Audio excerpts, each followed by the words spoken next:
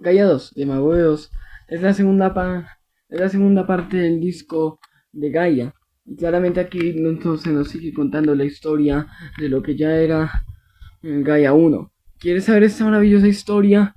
Pues dale. En esta historia vamos a ver muchas cosas interesantes como actos de fe, brujas, muchos megas, el Papa, la muerte del Papa y demás. Y todo eso aquí. Ay, como este es el Gaia 2, ya tenemos la primera parte en el Gaia 1. Ya tenemos la historia de Gaia 1 disponible en este canal para que la vayas a ver. Eh, Así que vamos a comenzar, ¿vale? Sean bienvenidos todos a este nuevo video, soy el Rey de Oz y aquí comenzamos.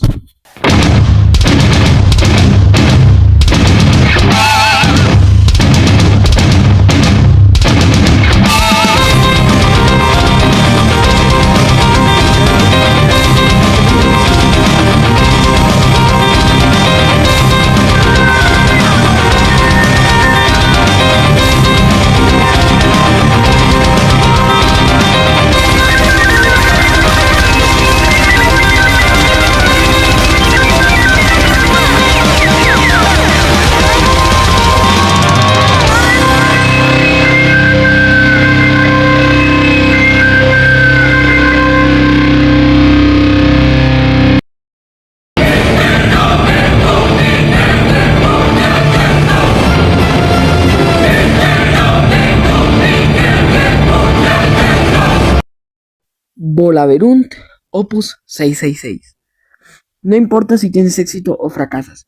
No importa si llegas a la meta o simplemente te quedas en las puertas. Lo importante no es la meta, es el camino. Durante toda su vida, la fuerza motriz que había desperezado su ya cansada imaginación ha sido la voluntad. Pero no solo era la costumbre, el alimento que hacía que su cuerpo y su mente no se doblegaran ante el fracaso. Esa fuerza invisible que le hacía levantarse cada mañana y mirar a los ojos en la derrota, y por tanto de un golpe, enfrentarse a los sueños. Cada vez que se quedaba frente a frente con el lienzo de blanco, lo estudiaba. Incluso se puede decir que hablaba con él. ¿Tú qué quieres ser?, le preguntaba. Y antes de escoger los colores de su paleta, sabía perfectamente que el pigmento debía sumergir su pincel, su alma, en la pasión. Hagas lo que hagas en la vida, triunfes o fracases, sea por divertimiento o por oficio, hazlo con pasión, no importa si es bueno o malo, mediocre o sublime. El arte sin pasión es como besar una piedra, carece de calor, de alma. Hagas lo que hagas en tu vida, hazlo con pasión. Una perla es un significante grano de arena. No es importante, nadie le presta atención, pero con el tiempo, la constancia y la pasión hacen de él algo precioso, algo muy valioso, que incluso los océanos le rinden pleitesía. Mientras reflexionaba, Goya daba sus últimas pinceladas a su extraña obra pintada, como muchas otras. En las paredes de su apartamento sacaron las orillas del río Manzanares, a la ribera de Aliche.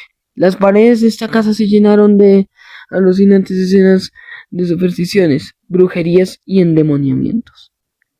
Allí está Saturno devorando a los hijos con una belleza escalofría, y en el gran buco convocaba a los corvos feligreses, y allí su última pintura, el gran aquelarre fantasmagórico de caras hechas de trombocones.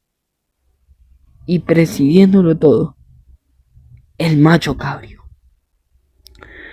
Desde que su sordera se adueñó de sus silencios, Goya se refugió en la corte de Fernando VII, en el apartado caserón, a las afueras de Madrid, en que le conocía la villa como la Quinta del Sordo. Allí, en compañía de Leocaida, quien estaba a cargo de la casa y el fenicidio, lo que le servía al intérprete y cuidaba su huerta. Fue lo que tuvo lugar de extraña visita que cambiaría y transcurrir los acontecimientos, y como no, el mundo. A las 12 menos un minuto de la noche, bajo una espesa oscuridad, una sombra ágil y silenciosa llama a la puerta de la Quinta del Sordo. Buenas noches, deseo ver a don Francisco de Goya. Dígale que vengo desde muy lejos y que me había enviado el Volaverunt. Aquel hombre tenía un extraño acento extranjero y vestía de negro, muy de negro.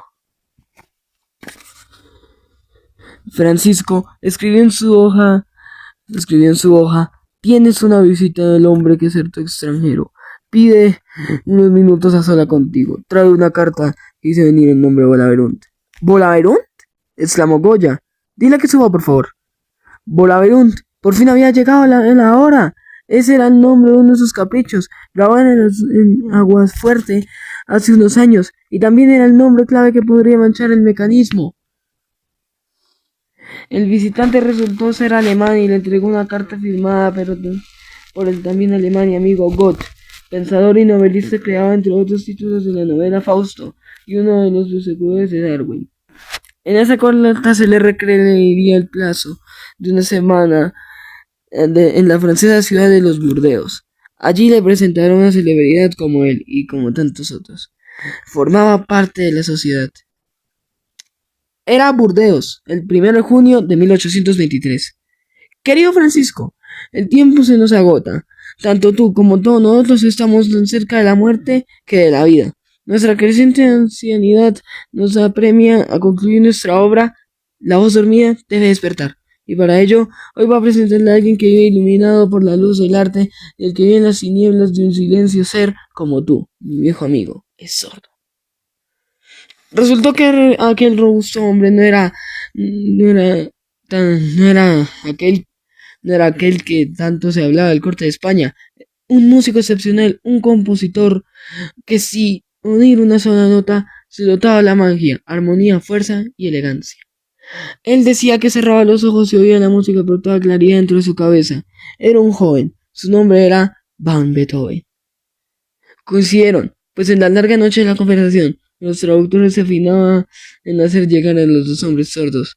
Todo cuando allí se habló, que mejor era encriptar el mensaje, a la espera de un ser altamente sensible, por pureza humana e incorrupta, hicieron lo suyo. Goya ocultó el símbolo de la sociedad secreta del capricho de Bolaverunt, y Beethoven hizo lo mismo con su frase. Misit mi dominus. Misit mi dominus significa el Señor me ha enviado, ocultándolo en uno de los fragmentos de su sinfonía del re menor. La voz dormida no tardará mucho tiempo en despertar. La voz dormida. Toledo, 2 de abril de 2005. Un joven llamado Nacho. Solo le calmaba la música, especialmente su clásica. Su madre desde muy pequeña siempre le ponía Claro de la Luna para dormirse. En el hospital, después del parto, tuve que salir el golpe de su bebé, era especial. Tenía el síndrome de Down. Nacho, entre otras habilidades, había adquirido una sensibilidad muy acusada para el arte. Le fascinaba la música, el cine y la pintura. Sobre todo esta última. Decía que en los cuadros veía cosas que a simple vista parecían esconderse. Se pasaba horas y horas contemplando el mismo cuadro, y de vez en cuando, tras entrecerrar los ojos, sonreía divertido y asentía. Hoy era un día especial. Sara le iba a llevar esa mañana a la universidad en Toledo, donde exponía la multitud de cuadros y caprichos de Goya, uno de los favoritos de Nacho. La exposición se llevaba a cabo gracias al convenio de los gobiernos de Castilla, La Mancha y Aragón. La Universidad de Toledo era el marco incorporable. Tanto en la ciudad imperial como en la universidad sucedieron numerosos hechos asombrosos. La brujería, espiritualismo, necromancia, cábala y otras artes ocultas son parte de la piel de Toledo. El último suceso paranormal que tuvo lugar en la madrugada hace unos meses fue en la universidad. Estaba en las obras y un vigente jurado, al hacer ronda, oyó unos misteriosos ruidos del desván. Estaba situado en la planta de arriba. Durante la noche, los lamentos y los extraños ruidos atemorizaron de tal manera al vigilante, que éste no dudó en quedarse resguardado en su despacho. Al amanecer llamó al bedel y le preguntó a alguien: ¿algún estudiante con ganas de juerga o alguna pareja de enamorados solía visitar de noche aquel desván? La respuesta fue inquietante. Solo las llaves de la universidad del día anterior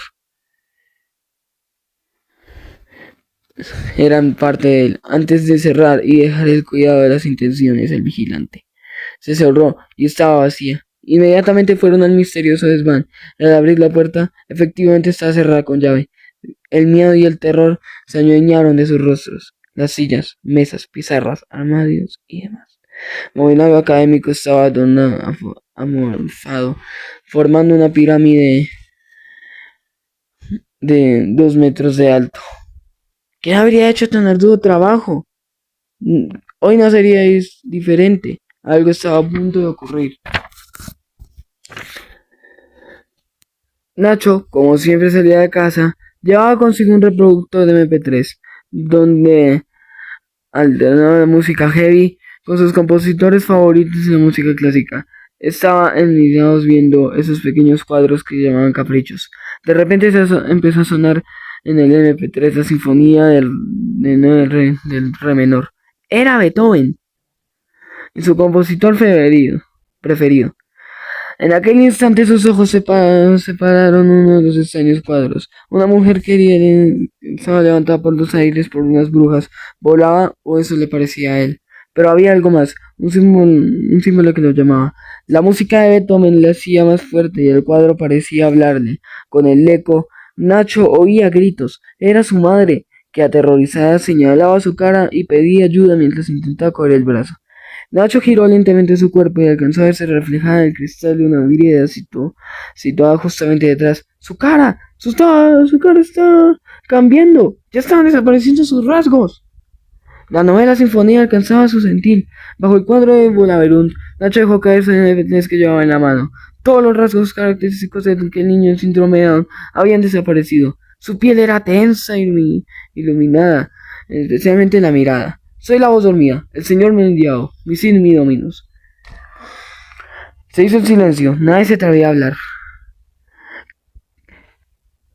Sara le tapaba la boca ahogando su grito a su mamá.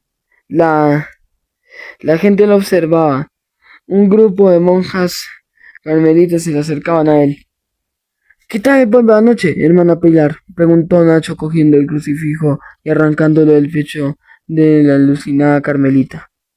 Espero que el obispo se recompense, se burló. Él siempre sale en círculos con sus pupitas. Y mirando el crucifijo se le lanzó a la cara. Hoy vuestro jefe dará cuentas al que todo el que lo ve. El Señor me ha enviado. Mi sit, mi dominus.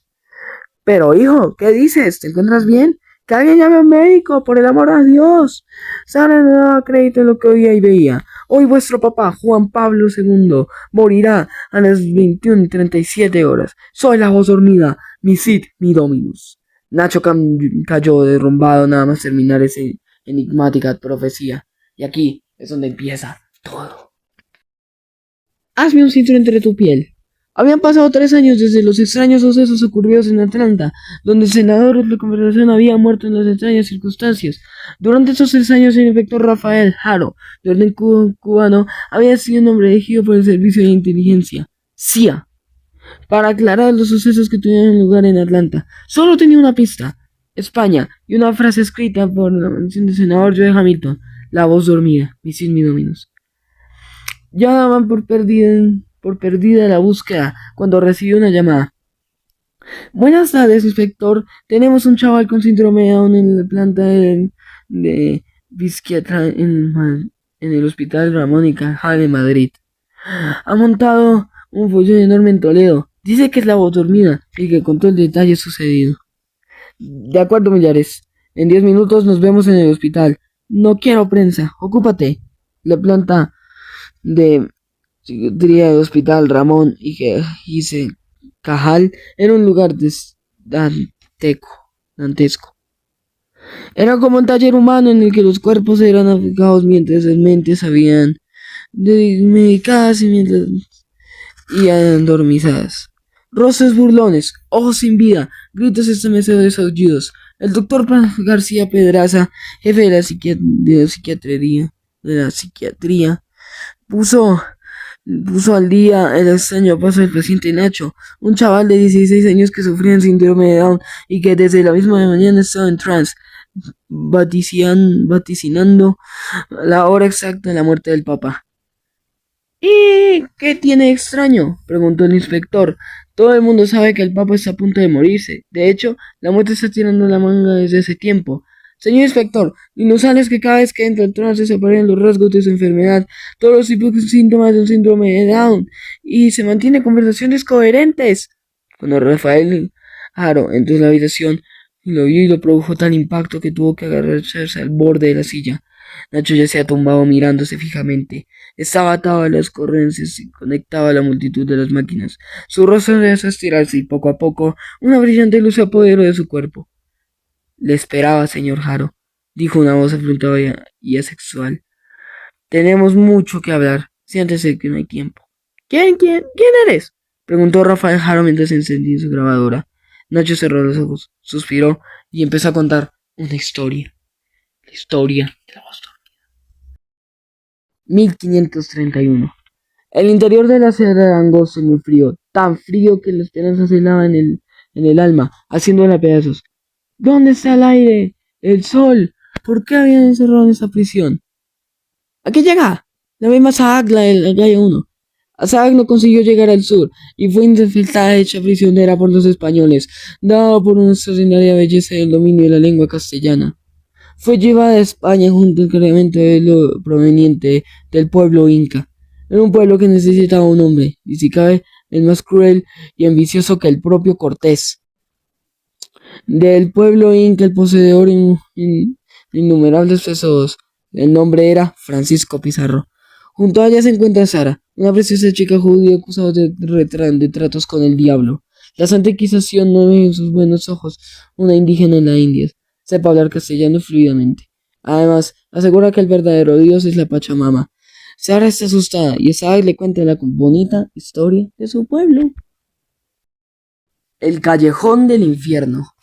A Saad le cuenta a Sara la increíble historia con los españoles y cómo le destruyeron su civilización azteca. Y ahí le cuenta la historia del Gaia 1, que ya está disponible en este canal. ¿Y tú, Sara, cuál es tu historia? Le preguntó a Saad. ¡Es preciosa! Tenía los ojos de colores, los prados de su piel era blanca y casi transparente. Como habrás podido observar, Toledo es una ciudad insólita, donde lo mágico, lo oculto y lo misterioso se dan cita. Dice que aquí conviven las esculturas, la cristiana, la judía y la musulmana. Pero eso no es cierto. Nada más lejos de la realidad. En todo caso, aquellas culturas se soportan unas a otras, pero no se mezclan. Desde que se instauró la Inquisición, solo hay una religión, la cristiana, y las demás han sido barreras o simplemente ocultadas. Pero sí, algo sigue vivo y latente en Toledo son los numerosos magos, astrólogos, migraciones, estudiosos y cabalgan en alquimia, y algunos de la sociedad secreta. Pues bien, a mí siempre me interesaron esas artes.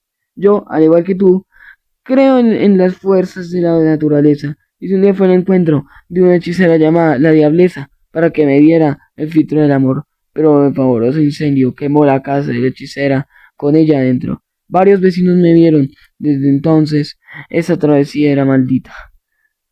Y se le conoce como la travesía del diablo, o también llamada el callejón del infierno.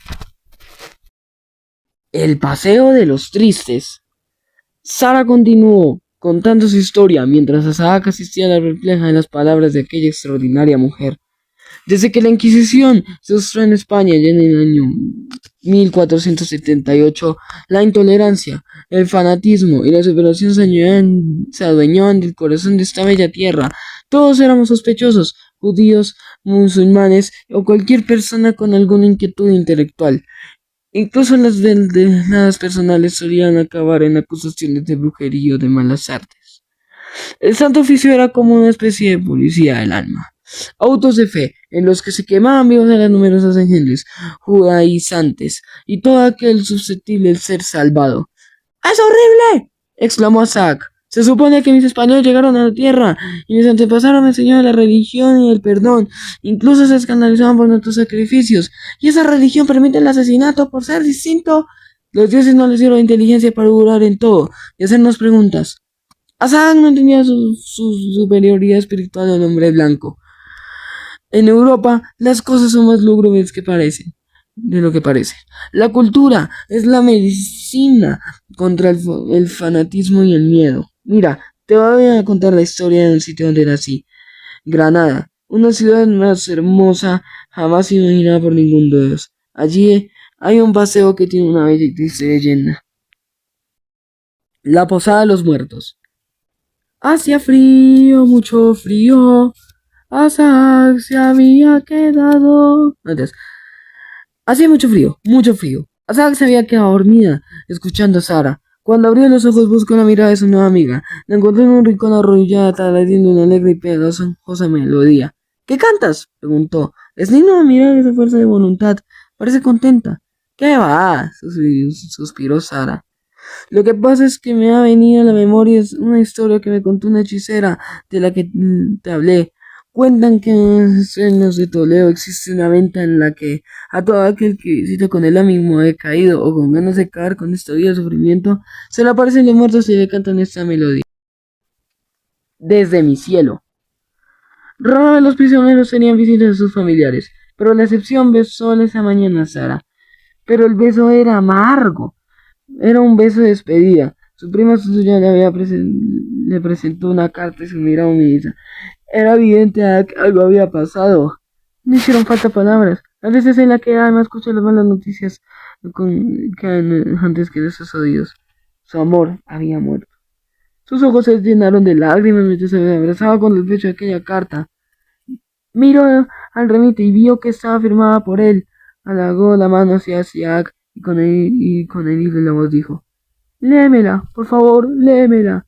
Y Isaac, tomando su mano, comenzó a leer.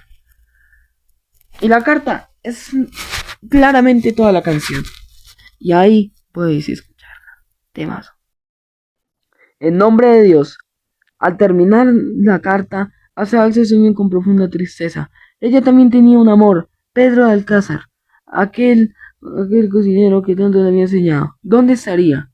Los verdes ojos de Sara tenían el brillo especial. Una nebulosa, una sonrisa asomó aquel blanco rostro. ¿Para ti qué es el amor, Isaac? Preguntó la judía. El amor no se puede definir. Todo es importante de esta vida. Si lo defines, si lo haces pequeño, el amor, al igual de la libertad, hay que sentirlo. Es como el sexo. Hablar de él es estimulante, pero practicarlo es totalmente distinto. He notado que aquí, al sexo, la iglesia lo ve como algo sucio. Sí, Isaac. Pero es algo que debo explicarte. De puertas adentro, todos los miembros de la iglesia se entregan a sus fantasías carnales. Yo ya le dije que soy bisexual, Isaac. Creo que mi sexualidad es libre y madura, pero aquí hay algo como si una monstruosidad. Una de mis amantes fue obligada a delatar nuestros encuentros amorosos del Santo Oficio, y por eso soy aquí confía en nada. ¿Te interrogaron sobre ello? Preguntó interesada a Zack. Con todas las detalles, Sara miraba fijamente el vacío, mientras recordaba los gritos, insultos y torturas. Incubus y sucubus. A la mañana siguiente, después de la periódica visita del carcelero, habían suministrarles algo de humoso y agua. Se enteraron de la ejecución de una joven toledana de 19 años acusada de brujería y practicar misas negras. Según pudieron enterarse en la boca de Juanillo, el carcelero, la pobre muchacha no estaba en los cabeles. Proclamaba que quien quisiera oírla, que era la columna del mismísimo diablo, y que se le aparecía en su alcoba todas las noches en forma de un incubo. ¿Incubo? ¿Qué es? Preguntó interesada Zack.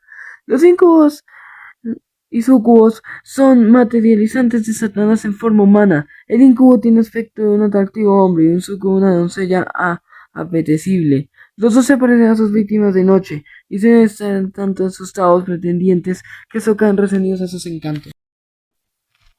Una canción ultra pesada. Diablo sin música. No estaría mal tener un par de incubos y sucubos ahora mismo, ¿no? Bromeó Zack. Si nos pusiéramos en un instrumento, tenlo por seguro. Te concedería ese deseo, dijo Sara misteriosamente. ¿En serio? Cada vez me sorprendes más. Existe una vieja leyenda que habla de cualquier acorde maldito, el acorde del diablo. Cualquiera que lo toque o lo escuche pone en marcha sus poderes del mal, y aseguran que el mismísimo Satanás se le presenta. Es como una invocación, pero en música. Eso mismo fue lo que confesó la pobre judía que acababan de freír, dijo Juanillo. Muchas veces el carcelero le hacía compañía y le contaba todo ese tipo de chismes. Él también se sentía muy solo. ¿De veras? Preguntó Sara divertida. De veras, esta canción, esta melodía maldita es llamada Diabolus in Música. Mañana empieza hoy, Over the Rainbow. Al terminar su relato, Juanillo pareció estremecerse de repente. ¡Pobre chica!, pensó. ¡Cuánta locura y fanatismo hay en esas paredes! Esa chiquilla lo que necesitaba era seguramente un México y un amor. ¿Y yo qué tengo? Nada. Mi vida está lúgubre, cárcel de estos locos dominicanos. Asada que estaba leyendo en el ojo de aquel buen hombre. Él era el encargado de alimentarles, custodiarles, pero también para torturarles. Era su trabajo. Un asquerosísimo trabajo. Cambia de vida, dijo Saak. Todos tenemos derecho a otra oportunidad. Ya es tarde para mí, suspiró el carcelero. No digas eso, le reclamó indignada Saak. Todos los días son oportunidades nuevas para cambiar nuestro destino. Mañana empieza. Hoy. Chus. No me el príncipe de la dulce pena. Juanillo más abajo bajó el tono de la voz. Prosiguió su relato de la deseada cría que aseguraba haber tenido una visita nocturna del diablo y haberlo llamado ella misma por tal noche utilizando una locura oscura. Ella lo amaba, según decía. Lo amaba porque era humano. Tenía todos los rasgos espirituales, paréntesis de hipocresía. Era egoísta, vengativo y no atacaba las normas que dictaba Dios. Por eso fue expulsada del paraíso. Durante toda la historia de la humanidad ha estado presente. Se le han echado varios nombres raros. Satanás, Belial, Lucifer, Leviatán, Astaro, el ángel caído, Luzbel, Mefistófeles, Belcebú, pero ella siempre lo miraba a su príncipe. Era el príncipe de Dulce Pena. El príncipe de Dulce Pena no es una canción. El príncipe de Dulce Pena es un poema que, aparte de salir en Gaia 2, también sale en el disco del Cementerio de los Besos Perdidos. ¿Lo sabías? Ahora vamos a ir con la canción para mí la más fuerte de Mago de Oz. Prohibida para todas las edades. Aquelarre. Nadie sabía a ciencia cierta si todo lo que proclamaba esa dicha en el punto de la tortura era verdad, fruto de alguna enfermedad o simplemente una involución de Dios suficiente poderosa y rotunda como para que dejaran de una vez de someterle a tanto sufrimiento. Sentenció Juanillo. El caso es que confesó en la continuación entre alaridos y dolor. Hizo que todos los presentes enmudecieran de terror porque no, más de uno faltó sin saber, pudo verlo, incluso participar de ello, de que hay una vida en el Señor. Rebeca, que así se llamaba la judía, contó con los pelos y señales como su demonio le guía entre sueños el bosque y las afueras de Toledo. Era una noche de luna llena, y la multitud de estrellas brindaban tanto que parecía querer asomarse desde el cielo para no perderse el detalle tan oscuro del espectáculo. Era una misa negra, una orgía en la que los cuerpos se esterilizaban, dándole placer, un aquelarre que todo valía, y prediciéndolo, él, el príncipe de la Dulce Pena. Hoy toca ser feliz. Quito, octubre de 1529. Inti Paya tenía una belleza con las princesas incas del imperio del Cusco. Era una de las hijas del rey Huaya, Capap, el único señor del imperio de 4 direcciones, el inca de todos los incas, el hijo del sol. Desde hacía varias lunas, el único ser que había tumbado bajo las mantas de la llamada vicuña. Se estaba muriendo, y todo el oro que vestían aquel rey en las paredes de su excelencia brillaba tanto como los pequeños ojos de Inti Paya. Lloraba. Padre, le preguntó, ¿qué pasaría con nosotros? Se escuchan rumores de que a tu muerte reiniciará el caos y que vendrá un pueblo a retumbarnos nuestro oro, nuestro pueblo. Nada, mi preciosa princesa, dejó de escapar el rey con un hilo de voz. Después de mí vendrá luego otro, y la Pachamama nos protegerá y nos acogerá con su manto. Tú, mientras tanto, crece, vive y haz que tus sueños sean el día de tu vida. La mañana, la brisa del día vendrán a buscarte. Hoy te toca ser feliz, hija mía. Creo. La voz dormida, parte número 2. Aquella noche, Asad no consiguió conciliar el sueño. Las imágenes de toda su vida se golpeaban a cosas en su mente. Algo dentro de su ser le decía que había llegado la hora. El inquisidor Honorio, un dominico cobarde, mentiroso y acostumbrado a amontonar riquezas a costa del trabajo de los demás, Llevaba a la mujer peligrosa. A su lado, su secretario José, o Pepe, como le gustaban llamarle a su amo y superior, tomaba notas mientras asistía a Zack. A Zack era torturado con uno de los instrumentos más crueles jamás ideados. No dejó escapar ni grito alguno, ni súplica ninguna. Miraba fijamente al tribunal y se le acusaba de herejía y brujería. La pera vaginal, que así le llamaban el cruel artefacto, consistía en un instrumento metálico en forma de pera, que era una vez introducido en la vagina del vientre, se, se abría dentro de su cuerpo con la misma, produciendo enormes dolores. Al retirar dicho instrumento todavía abierto, producía tales desgarros en la vagina que muy pocas sobrevivían en aquel tormento. Lo siento mucho, le susurra a Zack en un momento en el que miraba a los inquisidores y le hacía el charco de sangre que se había formado en los pies de Zack. Silencio verdugo, la edad del inquisidor taladró a Juanillo. ¿Sigues afirmando que el verdadero Dios es mujer o se llama Gaia? Preguntó. ¿Y todavía te interesa mantener en que tú eres la representación de la tierra? A Zack dijo con esfuerzo sobrehumano por hablar. Vosotros sois lo que tendréis el castigo severo que jamás tuvo una persona alguna, dictó Zack. Vosotros creéis en un Dios malvado, justiciero. Creéis que todas las personas que no piensan como vosotros son dignos de ser asesinados. Y vosotros os llamáis civilizados. ¿Con qué hecho conocéis, pues, pueblos al menos respeten a su madre, la Pachamama? Vosotros hacéis sacrificios humanos más crueles y aquellos más salvajes. Lo hacéis por odio, por venganza, por incultura. Yo no creo en un Dios así. ¿Y en qué crees tú?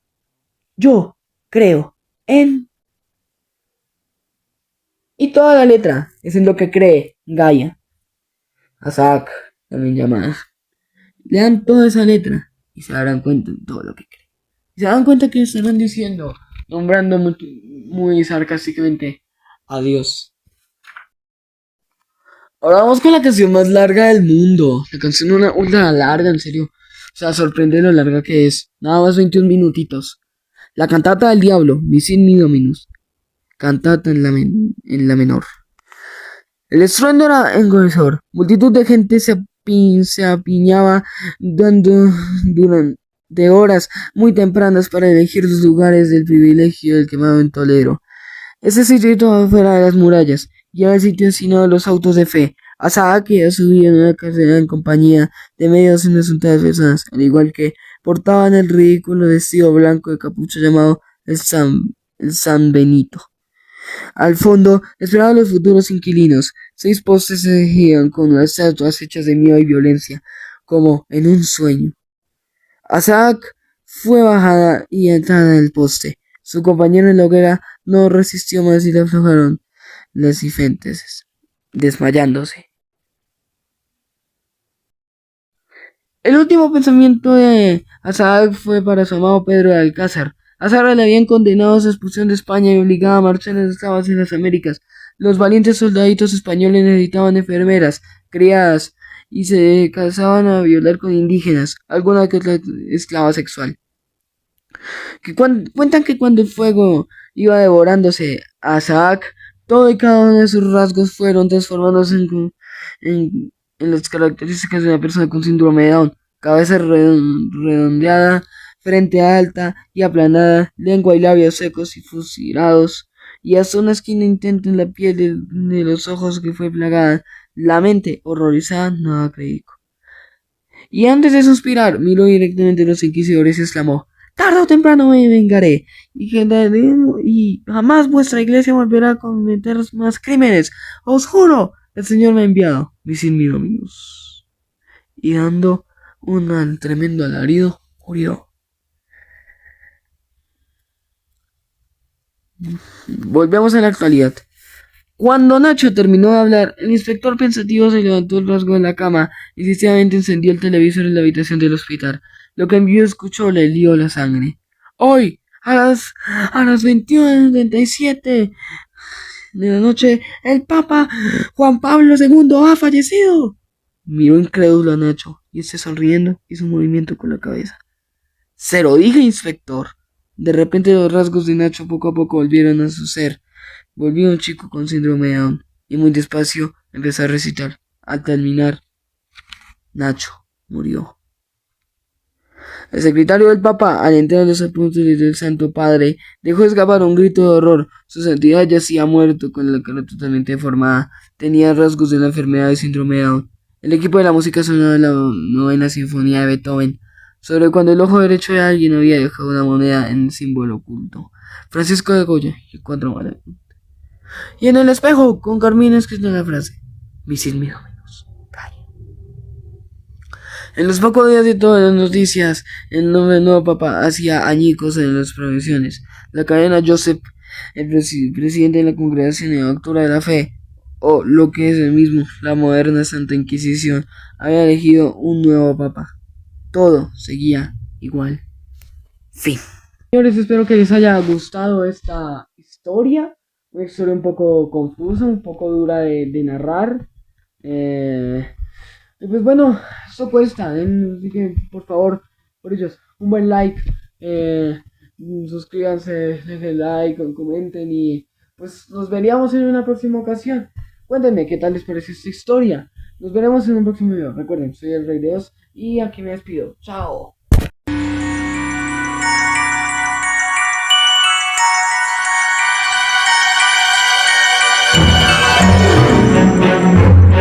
Si quieres ver más contenido de mi canal, pues puedes ir a checarlo. Ahí puedes ver muchos más contenido como la historia de Mago 2, top, opiniones, datos curiosos y demás.